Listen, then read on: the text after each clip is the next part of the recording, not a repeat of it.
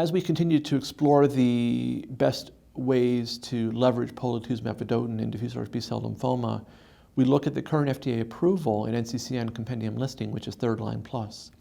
This despite the fact that the GO29365 study enrolled both second and third line patients. It was decided that the relative paucity of patients in the second line setting was not enough to justify approval or compendium listing for such patients, despite the fact that the outcomes for second line patients were actually better in this small group of patients than for third line plus.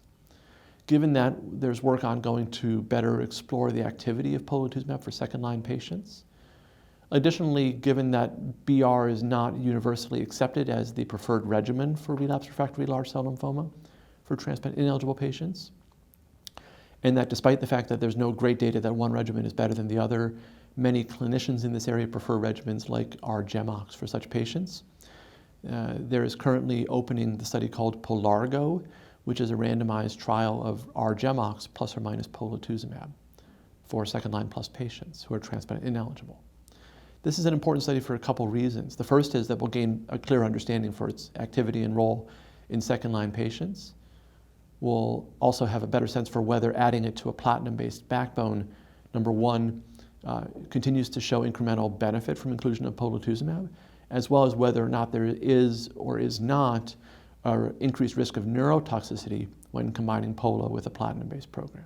Additionally, we have the POLARIX trial, which was a recently concluded randomized clinical trial that was conducted worldwide in newly diagnosed diffuse large B-cell lymphoma with an IPI score of 1 or more. This was a randomized trial of R-CHOP versus R-CHP with substitution of vincristine with polatuzumab vedotin in a 1-to-1 randomized fashion.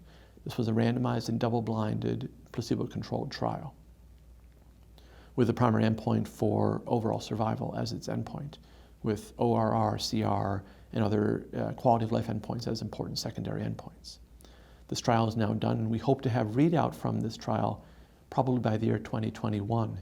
If this trial is positive, if it does show an overall survival benefit in newly diagnosed diffuse large B-cell lymphoma, it would first be the first randomized trial to demonstrate a superiority over R-CHOP, and two, would likely represent a new standard of care in such patients. The therapeutic landscape for relapsed refractory large cell lymphoma continues to change rapidly. There's a lot of work being done in multiple areas.